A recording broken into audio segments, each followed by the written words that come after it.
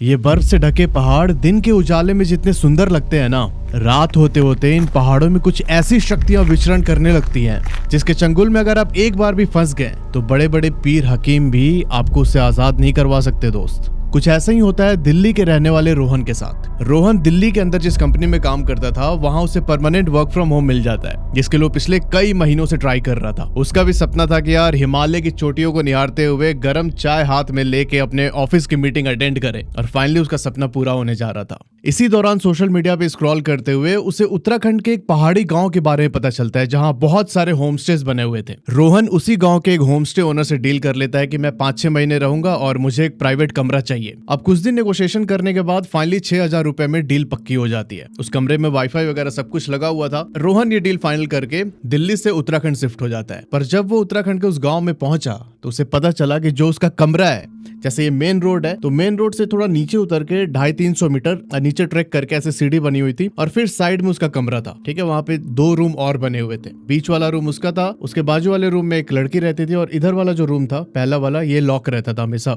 जो होमस्टे के ओनर के बेटे थे वो कभी कभार आके उसमें पार्टी वार्टी किया करते थे, तो उन्होंने उसे अपने लिए रखा था। रोहन तो पहले थोड़ा सा ये हुआ कि यार आपने बताया नहीं कि नीचे उतर के रोज मुझे जाना पड़ेगा, ऊपर आना पड़ेगा। बट जब वो नीचे गया और वहां से सामने का उसे जब व्यू दिखा ना, पूरी हिमालय की चोटी चमक रही है, तब वो बोलता है कि ठीक है यार, इतनी मेहनत तो मैं कर सकता हूँ, कोई दिक्कत नहीं है। रोहन उस कमरे में शिफ्ट हो जाता है अपना सामान वामान लेके। अब जो उसके बाजू वाला कमरा था जिसमें एक लड़की रहती थी, वो भी एक प्राइवेट कंपनी में जॉब करती थी और उसका भी वर्क फ्रॉम होम चल रहा था। रोहन के मन में लड्डू फूटने लगते हैं भाई साहब, और यही लड्डू से बहुत भारी पड़ने वाले थे। अच्छा, अभी आगे की कहानी समझने से पहले ना आपको इस गांव का लेआउट जानना होगा एक बार। तो गांव के बीच से जो मेन रोड जाती है, मेन रोड के साइड साइड में लोगों ने अपने नए घर और होमस्टेज वगैरह बनवा रखे हैं, और इन्हीं लोगों के पुराने घर भी होते थे पहले के टाइम।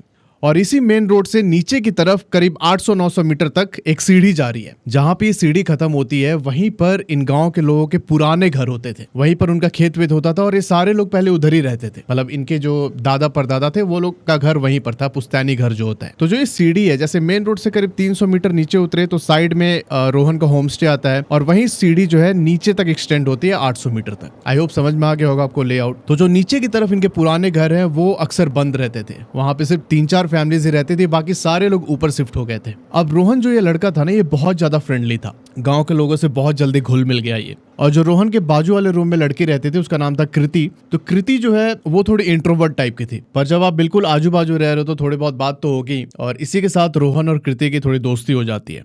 अब इनका एक सेट रूटीन था कि शाम को ऑफिस खत्म होने के बाद ये दोनों जो है गांव के अंदर टहलने वहलने के लिए निकलते थे, अपना कुछ खाते पीते थे और फिर वापस आ जाते थे। अभी रोहन को इस गांव में रहते कोई 2.5 महीने हो चुके थे। मार्च का समय आता है और इसे पता चलता है कि इस गांव में होली बहुत धूमधाम से मनाई जाती है। अब इनका एक पुराना रिवाज था कि गांव के सारे लोग होली से 2 दिन पहले, जो मैंने सीढ़ी बताई थी ना, तो सीढ़ी बिल्कुल नीचे तक जाती है पुराने गांव के साइड, तो एक पंडित के साथ अपने इस पुराने गांव पे जाते थे जहां पे इनके पुश्तैनी मकान वगैरह है, और वहां पे उनका एक मंदिर था उनके कुल देवता का। वहां पे पूजा वूजा करके और फिर ये वापस आ जाते थे। अब 2023 की होली में उन्होंने रोहन और कृति को भी इन्वाइट किया कि आप लोग भी चलिए हमारे साथ, एक बार देखिए हमारी होली कैसी होती है। रोहन और कृति गए नीचे तक और वहां जाके रोहन एकदम मेस्मराइज हो गया। अब जहां पर इन गांव वालों के कुल देवता का मंदिर था उसके पीछे पूरे चीड़ के पेड़ थे, पाइन ट्रीज, और उस पाइन ट्रीज से बहुत अच्छी सुगंध आ रही थी। और मंदिर से थोड़ी दूर पर ना एक फार्म जैसा एरिया था, बुग्याल बोलते उसको, और फार्म के साइड में एक तालाब था। अब बहुत बड़ा तालाब तो नहीं था और ना ही उसके अंदर ज्यादा पानी था, और उसके बीच में एक टीला जैसा बना हुआ था, एक छोटी पहाड़ी जैसी थी। रोहन ने नोटिस किया कि गांव के जो बच्चे हैं वो उस तालाब में ऐसे चल के, और जो बीच में टीला था उसके ऊपर जाके बैठ जाते हैं, और वहां से बैठ के वो लोग जो भी पूजा और सेलिब्रेशन हो रहे थे उसको देख रहे थे। अब ये सब देख के रोहन और कृति के आंखों में एकदम चमक आ गई। उन्होंने डिसाइड किया कि हम फिर से यहाँ पे आएंगे एक बार। शाम तक पूजा खत्म होती है और गांव वाले सारे ऊपर आ जाते हैं। रोहन और कृति भी अपने अपने रूम में चले जाते हैं। अगले 3-4 दिन तक बहुत अच्छी सेलिब्रेशन हुई होली की, और इस बीच कृति और रोहन के बीच जो फॉर्मेलिटी वाला स्ट्रिंग था वो टूट जाता है। ये दोनों जो है अच्छे दोस्त बन चुके थे अब। और एक दिन रोहन बोलता है कृति से कि यार जहां पर हम नीचे गए थे पूजा करने तालाब के किनारे, चलना वहां पे हम कैंपिंग करेंगे जाके। कृति बोलती है कि यार आइडिया तो बहुत अच्छा है, पर पता नहीं गाँव वाले मानेंगे कि नहीं। रोहन बोलता है उसकी टेंशन मत ले, वो मैं मैनेज कर लूंगा। अब रोहन की इतनी अच्छी बॉन्डिंग हो चुकी थी गांव वालों से कि इस चीज के लिए उसे ज्यादा मशक्कत नहीं करनी पड़ी। पर जो इसके होम स्टे के ओनर थे उन्होंने बोला कि यार ठीक है कैंपिंग करो तुम, अब तुम्हारी जिद है तो करो, वैसे तो हम अलाउ नहीं करते, बट बहुत ध्यान से करना। पीछे जो पाइन ट्रीज के जंगल है उससे कभी कभार लेपर्ड जो है आ जाते हैं गाँव के अंदर, तो तुम अपने रिस्क पे ही कैंपिंग करना और रात को आग जला के रखना अपने टेंट के बाहर। ये लोग बोलते हैं ठीक है डन। अब रोहन और कृति दोनों अपने लिए कैंपिंग टेंट ऑर्डर करते हैं ऑनलाइन, और वो टेंट जो है 7-8 दिन के बाद डिलीवर होता है गांव के अंदर। इन लोगों ने तब तक पूरी तैयारी कर ली थी, एक्साइटेड भी थे बहुत ज़्यादा कि ये हम कैंपिंग करेंगे जाके। बट उनको आइडिया नहीं था कि उनके साथ कोई और भी कैंपिंग कर रहा होगा भाई साहब।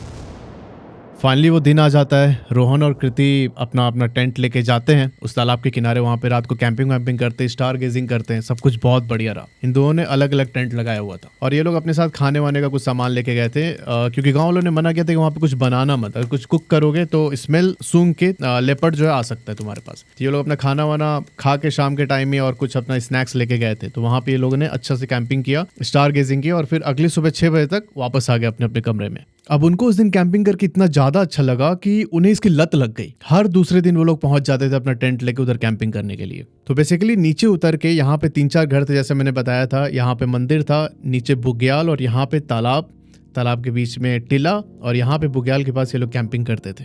ठीक है, अब ये कैंपिंग का सिलसिला करीब 1 महीने तक चला, और इस दौरान रोहन और कृति के बीच जो दोस्ती वाला रिश्ता था वो उससे ऊपर उठ जाते हैं। इन दोनों को प्यार हो चुका था एक दूसरे से। अब जाहिर सी बात है कि प्यार हो चुका था तो 2 टेंट लेके क्यों जाएंगे, एक ही टेंट में ये लोग साथ में रहेंगे वहां पे। अब रोहन और कृति ने आपसी सहमति से एक बड़ा सा 2% टेंट ऑर्डर किया अपने लिए, और ये टेंट उनको 6-7 दिन में उनके होम स्टे पे डिलीवर हो जाता है, और उसी रात वो टेंट लेके दोनों पहुंच जाते हैं तालाब के किनारे कैंपिंग करने के लिए। अब सब कुछ बहुत अच्छा चल रहा था। जो ये लोग स्नैक्स और ड्रिंक्स लेके गए थे वो सब किया इन्होंने, और टेंट के बाहर बैठ के बहुत देर तक इन्होंने बातें की। फिर ये दोनों सोने चले जाते हैं। अच्छा, गांव वालों के कहे अनुसार इन्होंने टेंट के बाहर अपने आग भी जला रखी थी। करीब 11:30 बज रहे थे, ये दोनों टेंट के अंदर लेटे हुए हैं, और अचानक कृति जोर से चिल्लाती है, अपना गला पकड़ लेते, बोलती है कि रोहन मुझे कोई चोक कर रहा है मेरे गले को, मैं सांस नहीं ले पा रही हूँ। बहुत छटपटाने लगी बहुत बुरी तरीके से। रोहन ने देखा कि यार ये क्या हो रहा है कृति को। अब उसे कुछ समझ में नहीं आ रहा था। एकदम कृति पसीने में भीगी हुई और बहुत चिल्लाने की कोशिश कर रही है, बोलने की कोशिश कर रही है, बोल नहीं पा रही। उसका गला एकदम चोक्ड हो रखा है, ऐसे बस पकड़ी हुई है अपने गले को। और इसकी बॉडी ना, जो जहाँ पे लेटे हुए थे उसे थोड़ी थोड़ी हल्की सी ऊपर उठ चुकी थी। अब ये बहुत डर गया रोहन, क्या करूँ समझ में नहीं आ रहा था इसे। अब ऐसा लग रहा था कृति का कि आंखें उसकी बाहर आ जाएंगी, इतनी बुरी तरीके से कोई चोक कर रहा था। रोहन ने अपने होमस्टे ओनर को कॉल किया तुरंत। अब कॉल किया तो यार उसने फ़ोन उठाया नहीं। 11:30-12 बजे क्यों ही उठाएगा, रात को 8-9 बजे तक लोग पहाड़ों में खा पी के सो जाते हैं। अब रोहन बिल्कुल हड़बड़ा के उस टेंट से बाहर निकला और सोचा कि जो पास में 4-5 घर हैं पुराने घर, उसमें से किसी को आवाज़ दे के बुलाएगा। पर भाई ये जैसे टेंट से बाहर निकला अपने, ये देखता है कि जो इन्होंने बॉन फायर कर रखा था, जो आग जला रखी थी, कृति के दोनों जूते उस आग में जल रहे हैं। अब उस जलते जूते को देखते हुए जैसे ही अपनी नजर ऊपर उठाता है, ये एकदम फ्रीज। रोहन देखता है कि एक ब्लैक शैडो, किसी औरत का साया, जो तालाब है उसके अंदर जा रहा है। और अंदर जाते जाते जाते, जो मैंने बताया था कि तालाब के बीच में टीला है, उस टीले के पीछे जाके गायब हो गया। रोहन के अब मुंह से क्यों ही आवाज निकले, क्या ही चीख निकली। ये एकदम फ्रीज होके उस मंजर को देख रहा है और चुपचाप टेंट के अंदर चला गया। टेंट के अंदर जाके ये देखा कि कृति जो है बेहोश पड़ी है। अभी कृति को जगाता है, पानी का छींटा मारता है मुंह पे। कृति होश में आती है थोड़ी देर के बाद, और फिर ये दोनों रात भर सोए नहीं। ये चुपचाप हनुमान चालीसा चला के फोन पे ऐसे बैठे पड़े।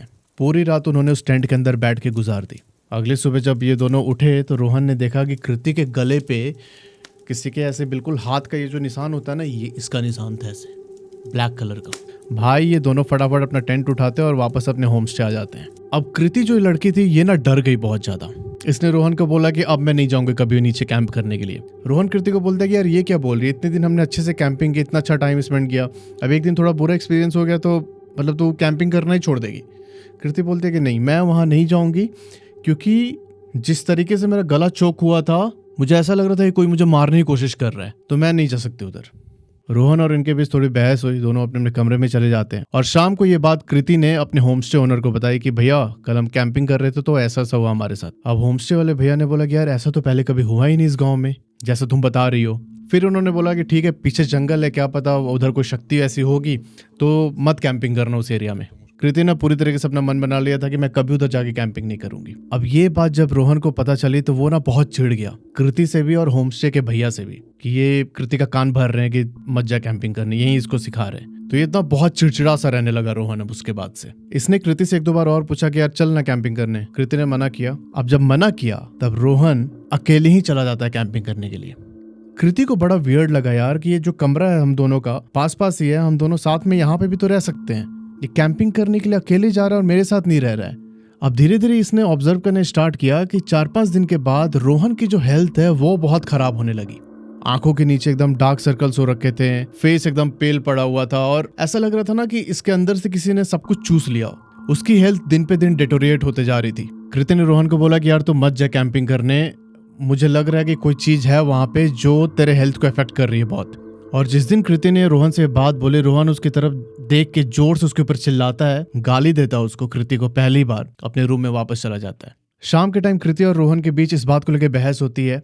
कृति उसके बाद खाना वाना खा के सोने चले गए अपने कमरे में। और जब ये सो रही थी ना तो इसका ब्लैंकेट जो है धीरे धीरे स्लाइड होने स्टार्ट हुआ नीचे की तरफ। तो इसने ब्लैंकेट ओढ़ रखा था, ये अपना ब्लैंकेट खींच के फिर से डाल देती है चेहरे पे। इसने ज्यादा ध्यान नहीं दिया। थोड़ी देर के बाद कोई इसका ब्लैंकेट पकड़ के पूरा नीचे खींच देता है। अब कृति हड़बड़ा के उठी एकदम डर के मारे। इसने देखा कि इसका ब्लैंकेट नीचे गिरा हुआ है बेड से। ये बेड से नीचे उतरती है, ब्लैंकेट उठा के बेड पे डाला और अपने किचन में गई पानी पीने के लिए। भाई जब ये किचन में पहुंची तो ये देखती है कि ये जैसे किचन है, साइड में इसका रूम था, इधर कॉरिडोर के पीछे वह ब्लैक शैडो किसी औरत की उसकी तरफ ऐसे देख रही है, कृति की तरफ। भाई कृति की हालत खराब, मतलब खून सूख गया कृति का बिल्कुल। जोर से चिल्लाई वो और जाके अपने बेड पे दुबक के ब्लैंकेट ऊपर डाला और सो गई। अब रोहन को तो बोल नहीं सकती थी, उस दिन लड़ाई हुई थी उनकी। अब रात भर कृति ऐसे ही डर के मारे ब्लैंकेट के अंदर अपने ऐसे जगी रही। ठीक है, सुबह हुआ तो ये अपने होम स्टे ओनर के पास जाती है, बोलती है कि भैया मेरे को कमरा चेंज करना है, मैं यहाँ पे नहीं रह सकती हूँ, मुझे बहुत प्रॉब्लम हो रही है। उसने रात वाला इंसिडेंस भी बताया। भैया ने बोला कि ठीक है तुम कमरा चेंज कर लो, कोई दिक्कत नहीं है। अब जहाँ पे ये लोग रह रहते हैं उस होमस्टे से कोई 100 मीटर नीचे एक और दूसरा होमस्टे बना हुआ था, तो कृति जो है उसमें शिफ्ट हो जाती है। और वियर्ड चीज ये थी कि रोहन ने एक बार भी रोका नहीं कृति को कि तुम क्यों जा रही हो उधर। कृति को बहुत हर्ट हुआ यार, ये मतलब मेरे को रोक भी नहीं रहा, एक बार मना भी नहीं रहा कि मत जाओ। कृति चुपचाप वहां पे शिफ्ट हो जाती है। अब इन दोनों के बीच अनबन स्टार्ट हो गई थी। पर कृति ने एक चीज नोटिस किया कि रोहन अपना कैंपिंग करना नहीं छोड़ रहा है। हर शाम ऑफिस खत्म होने के बाद वो अपना कैंप उठा के नीचे पहुंच जाता तालाब के किनारे कैंपिंग करने के लिए। अब कृति को ये सब देख के ना बहुत जेलसी भी होती थी और चिढ़ मचती थी उसको कि मेरे बिना ये कैंपिंग कर रहा वहां नीचे जाके। अब एक दिन कृति ने डिसाइड किया कि आज ये रोहन को कैंपिंग करने नहीं जाने देगी। रोहन का ऑफिस खत्म होता है और जब ये अपने कमरे के अंदर ही था तो कृति अपने होमस्टे से उतर के अपने पुराने वाले होमस्टे पे आती है और जो रोहन का कमरा था उसने आगे से लॉक कर दिया। अच्छा, जो कृति का नया वाला होमस्टे था उसके छत से ये जो इनका पुराना होमस्टे था उसका कॉरिडोर दिखता था साफ साफ। अब थोड़ी देर के बाद कृति नोटिस करती है कि रोहन का जो कमरा था, रोहन अंदर से गेट को बहुत जोर से बैंग कर रहा है। खोलो खोलो कौन है, मतलब ऐसे चिल्ला चिल्ला के किसी को आवाज दे रहा था गेट खोलने के लिए। कृति थोड़ा सा घबराती भी है क्योंकि वो ना बहुत जोर जोर से मतलब गालियां भी देने लगा, गेट खोल कौन है, डैश डैश डैश गेट खोलिए। और करीब 5-7 मिनट ऐसा करने के बाद रोहन शांत हो जाता है। कृति देखती है कि जो होमस्टे के भैया हैं वो आ रहे हैं नीचे और आके उन्होंने रोहन का गेट खोला। रोहन ने उनकी तरफ गुस्सा के देखा और अपना टेंट उठा के नीचे चला गया कैंपिंग करने के लिए। अब कृति होमस्टे वाले भैया से मिलके बोलती है कि भैया कुछ गड़बड़ है यहाँ पे, रोहन के साथ जरूर कुछ गड़बड़ है, हमें चल के पता लगाना चाहिए। अब रोहन की हेल्थ कंडीशन देख के होमस्टे वाले भैया भी एग्री कर जाते हैं कि ठीक है यार चलो आज चल के देखते हैं कि क्या हो रहा है वहाँ पे, क्यों इतनी ज्यादा उसे कैंपिंग की लत लग गई है। इन्होंने डिसाइड किया कि आज रात ये लोग जो उनके नीचे पुराने मकान बने हुए थे वहां पर जाके रुकेंगे और उसकी छत से बैठ के देखेंगे सब कुछ, रोहन कैसे कैंप करता है और इसकी रात कैसे गुजरती है। अब शाम के 7:30 बजे कृति, होमस्टे वाले भैया और उस पुराने मकान में जो 3 लोग रहते थे ये सब एक घर की छत पे जाके बैठ जाते। अब वहां से सब कुछ बहुत क्लियरली दिखता था, जो बुग्याल है, तालाब के अंदर जो टीला है वो सब कुछ दिखता था बहुत क्लियरली। ये देखते हैं कि रोहन अपना कैंप वैम्प सेट करता है, तालाब के किनारे बैठ के थोड़ा सा ड्रिंक करता है रोहन और उसके बाद वापस अपने टेंट के अंदर चला जाता है। अब ये लोग इंतजार कर रहे थे कि कुछ हलचल होगी, इनको पता चलेगा कि क्या हो रहा है रोहन के साथ। अब इसी इंतजार में रात के 10 बज गए। 2 घंटे से ये लोग बैठ के वेट कर रहे थे कि कुछ होगा।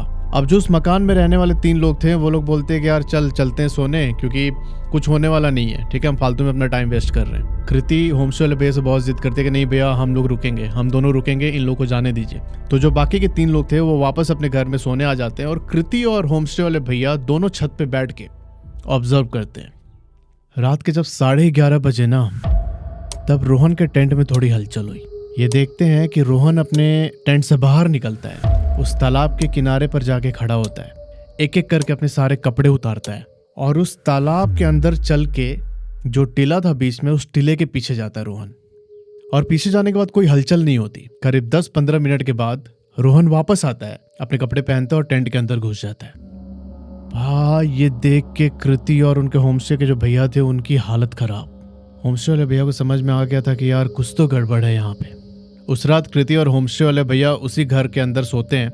अब अगली सुबह जब ये लोग सो के उठते हैं तो देखते हैं कि वहां पे रोहन नहीं है, टेंट गायब है। रोहन वापस अपने होमस्टे आ चुका था। ये लोग भी वापस आते हैं ऊपर, कृति अपने होमस्टे में चली जाती है। और शाम के टाइम कृति अपने होमस्टे वाले भैया से बोलती है कि भैया कुछ करना पड़ेगा, वरना रोहन की हालत जिस तरीके से खराब हो रही है ये बच नहीं पाएगा भैया। अब उसके होमस्टे वाले भैया बहुत कंसर्न थे इस चीज को लेके। होली वाले दिन जिस पंडित जी के साथ ये लोग गए थे वहां पूजा करने, वो उस पंडित जी से बात करते हैं कि देखिए ऐसा ऐसा है। पंडित जी बोलते हैं कि वो किसी तांत्रिक को जानते हैं जो इस चीज का समाधान कर सकता है। अब तांत्रिक बोलता है कि रोहन क्या क्या चीजें लेके जाता है वहां पे कैंपिंग करने के लिए। वो जो भी लेके जाता है उसमें से कोई एक सामान जो है मुझे चाहिए होगा। कृति को पता था कि रोहन एक पानी की बोतल लेके जाता है, तो वो किसी तरीके से वो पानी की बोतल रोहन के कमरे से चुरा लेती है। अब कृति ने बोतल चुरा के पहले ही तांत्रिक को दे दिया था। तांत्रिक जो तालाब था जिसके किनारे रोहन कैंपिंग करने वाला था, उस तालाब का पानी उस बोतल में भर के अपने साथ रख लेता है। अब जब रोहन उस तालाब के किनारे कैंपिंग करने पहुंचा, उसी रात कृति, होमस्टे वाले भैया और तांत्रिक साथ में वो बोतल लेके उस वाले छत पे जाके बैठ गए थे जहां से इन्होंने ऑब्जर्व किया था रोहन को। तांत्रिक जो अपनी क्रिया शुरू करता है, रात के 11:30 बजते हैं। रोहन वहीं अपने टेंट से बाहर निकलता है और कपड़े उतार के उस टीले के पीछे जाता है। इसी बीच तांत्रिक ने उस बोतल के जो पानी में क्रिया किया था उसके अंदर एक रिफ्लेक्शन देखा। एक 26-27 साल की लड़की थी जिसका रिफ्लेक्शन उसे पानी में दिख रहा था। अब जो भी इनकी सिद्धि थी उसके द्वारा इन्होंने उस औरत से बात करने स्टार्ट किया कि तुम कौन हो, क्यों रोहन को ऐसे परेशान कर रखा है। तो वो औरत बोलती है कि मेरा नाम सुनिधि है। और फिर जो उसने बात बताई, ये सुन के सबके होश उड़ गए भाई। तांत्रिक उस रात अपनी क्रिया खत्म करते हैं, पूजा वूजा करते हैं। अगली सुबह जब रोहन अपने होमस्टे वापस आते हैं तो ये लोग भी उसके पीछे पीछे उसके होमस्टे तक आते हैं। अब कृति, तांत्रिक और होमस्टे वाले भैया रोहन के कमरे के सामने खड़े हैं। डोर नॉक किया, रोहन बाहर निकलता है और बाहर निकलते ही तांत्रिक ने पूछा रोहन से कि सुनिधि कौन है बेटा। भाई साहब, जैसे ही रोहन ने सुनिधि का नाम सुना उसके पैरों तले जमीन खिसक गई। शरीर से टप टप टप टप पसीना निकल रहा है रोहन के। उसे समझ में आ गया था कि जो भी अभी तक इसने छुपा के रखा था कृति से, उसका पोल खुल चुका है। ये लोग समझाते हैं रोहन को कि बेटा बताओ तुम्हारे साथ ऐसा ऐसा हो रहा है, अगर नहीं बताओगे तो खत्म हो जाओगे तुम थोड़े दिन में। रोहन बताते हैं कि सुनिधि जो है मेरी एक्स वाइफ है। 1 साल पहले कार एक्सीडेंट में उसकी डेथ हो चुकी थी और इन सब से बाहर निकलने के लिए रोहन पहाड़ों में आके अकेले रहना चाहता था। तांत्रिक पूछता है कि तुमने उनका क्रियाक्रम जो है सही से कराया था, अंतिम संस्कार। रोहन बोलता है कि हाँ, हमने पूरे रीति रिवाज से उनका क्रियाक्रम जो है सब कुछ कराया था। तब तांत्रिक पूछता है कि उसकी कोई ऐसी चीज है क्या जो अभी तुम्हारे पास है। रोहन बोलता है कि नहीं, ऐसा तो कुछ नहीं है, सब कुछ दिल्ली में ही, उसी घर में जहां मैं रहता था। अब रोहन रिकॉल करने की कोशिश कर रहा था कि यार सुनिधि की ऐसी कौन सी चीज है मेरे पास। और अचानक उसका ध्यान जिस टेबल पे वो बैठ के काम करता था उस पे जाता है। उस टेबल पर रोहन का वॉलेट रखा था। इसने बोला शिट, वॉलेट लेके आया ये। और उस वॉलेट के अंदर वाले पैकेट में सुनिधि की एक फोटो थी। अब जैसे ही वो फोटो रोहन बाहर निकालता है, तांत्रिक उसे अपने हाथ में ले लेता है। बोलता है कि बेटा इसी के चक्कर में तेरी जान जाएगी। अब अगले दिन तांत्रिक अपनी पूरी क्रिया करते हैं ताकि सुनिधि की जो आत्मा है रोहन का पीछा छोड़ दे। उस पूजा में उन्होंने सुनिधि की जो फोटो थी वो जला दी। और इस क्रिया के 3-4 दिन के बाद से ही सब कुछ बिल्कुल नॉर्मल हो जाता है। बट कृति के साथ तो धोखा हुआ था। रोहन ने इतनी बड़ी बात छुपा के रखी थी उससे, इसलिए कृति फिर से वापस रिलेशनशिप में नहीं आती है। कृति अपने नए होमस्टे में रहती है और रोहन कुछ दिनों के बाद अपना सामान वामान पैक करके वापस दिल्ली चला जाता है। तो दोस्तों, अगर आपके साथ या आपके परिवार में ऐसा कोई हॉरर इंसिडेंस हुआ है और आप उसे मेरे साथ शेयर करना चाहते हैं तो नीचे ईमेल आईडी आ रहा है rovingllama@redfiles@gmail.com। आप उस पर भेजिए अपनी पूरी कहानी। वॉइस नोट पे भेज सकते हो या फिर लिख के भी भेज सकते हो और मैं आपकी कहानी पूरी दुनिया को इस चैनल के माध्यम से सुनाऊंगा। मिलते हैं अगले वीडियो में, तब तक के लिए अपना ध्यान रखो। हर हर महादेव।